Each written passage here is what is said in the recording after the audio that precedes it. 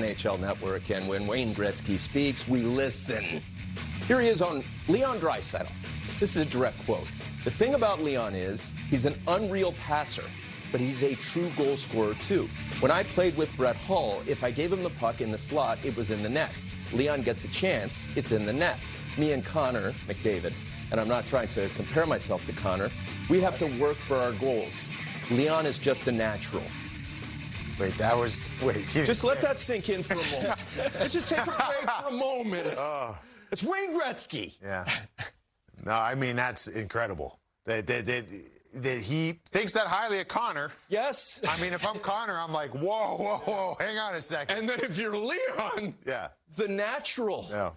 I have goosebumps. I'm thinking of Robert Redford taking it deep and the lights coming down. Are you serious? Yeah, I mean, that's... Consider the source. What a praise. It doesn't get any better than that. So but I like the comparables there as far as talking about Leon Draisaitl being, he's a pure goal scorer. That's what he is.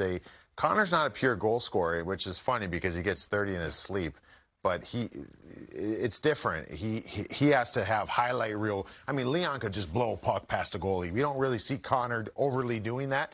That's not a knock to him. He does a lot of other things pretty darn good. So what a praise from the great one. Yeah, I mean, it's unbelievable. I mean, Connor is human highlight reel, basically, right? Totally. Everything he does is human. And where Draisaitl is a little bit different, but gets the job done just as efficient as McDavid does. And we got some tape on him, and we roll some tape on Draisaitl, kind of explain the different ways he gets it done. And I think it starts with he's a big body. He's not afraid to go in front of the net. He uses his size here. He's in front of the net, gets beat on a little bit, and with his frame, he's able to do that. But with that, he also has speed. Might look a little slow next to Connor McDavid, but everybody does as Connor keeps going. But he's a fast guy for his size. As you see here, he blows by 2 Winnipeg Jets. And then you talk about his shot. Normal shots, that's not going in there, but he has enough velocity, enough power that sneaks in through 5-hole. And he's finding those little spots. His one-timer's unbelievable, as we saw on the tape there. Another one-timer there, and he does it in different ways. And I think that's what makes him so effective is it's not a one-timer only. He goes in front of the net. He can tip pucks. He gets to those dirty areas. And then you put in his playmaking on top of that. He's a facilitator. He can make those plays. He's such a big guy that guys have to draw to him to try to defend him. It doesn't take one guy to knock him off the puck. It takes a couple of guys to knock him off the puck. And he knows how to find those open guys. And here, he's good on faceoffs, too. I mean, he was 57% on faceoffs this year. I mean, that's high, right? So in all areas of the game, he gets it done. And like I said, a little bit different than McDavid does. Holy smokes.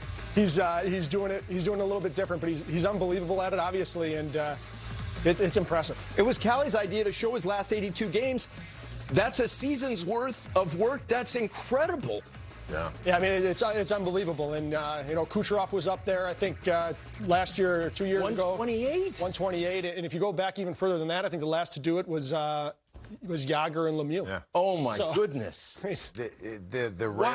Another rare thing that he provides that we talk about kind of those unicorn-type players where nobody else is like him, and that's Leon Draisaitl.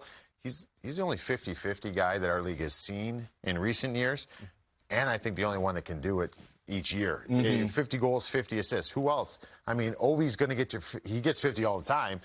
He's not a 50-assist guy. And you talk about, I think Austin Matthews might be the best chance at being a 50-50, but I don't even know if that starts. Steven Stamkos in his heyday. I mean, I think I looked at this a while ago. I think you have to date back probably 15, 20 years for the last 50-50 guy in this league, and Leon Draisaitl's done that a couple times. You've mentioned assists, obviously 50-50. You're talking goals, assists.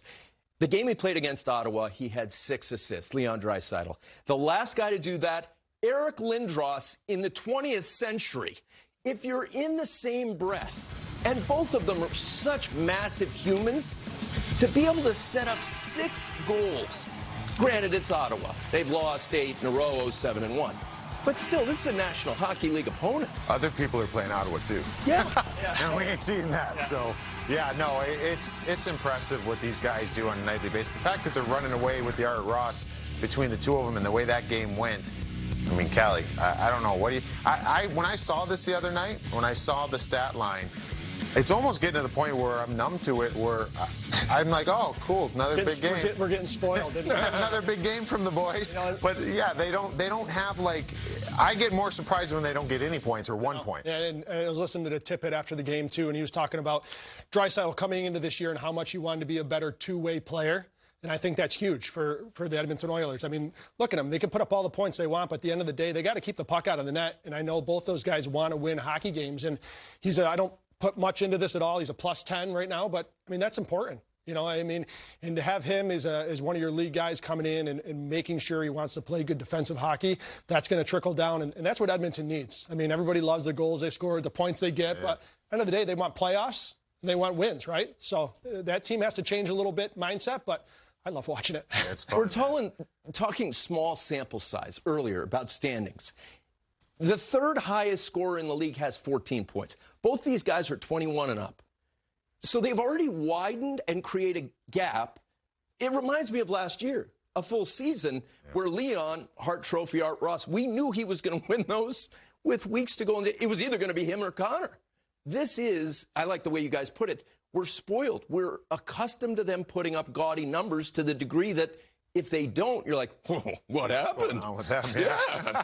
What are you doing? You get paid to do one thing. Come on. Come on. No, it's true, though. And I think that's the thing with these guys that is so unique. Even with this season, I wish for more reasons than this, but I wish this was 82 games. I mean, the clip that they're both at right now. Yeah. I mean, and this is with this team being a bubble team. So do they have another gear to try to push them into the playoffs? I mean, we'll have to see, but I would have liked to have seen it over 82. Yeah, and they're both durable. They're two durable guys as well. Good point. You know? And obviously with his size, I see him do it year after year. I mean, he's a big guy that gets it done, and, you know, he doesn't break down, and which is going to be big during this season, you know, because they play a ton of minutes, those two, right? They have such a big load. So for them to both be durable and be able to play those minutes in a consistent night-to-night basis and still do this, it's remarkable. I don't have a horse in the race. I want them to be in the playoffs because I want hockey fans to see them on the brightest, biggest stage with the brightest lights. They deserve that. I want to see what they do when the Stanley Cup is on the line. We're going to take a break.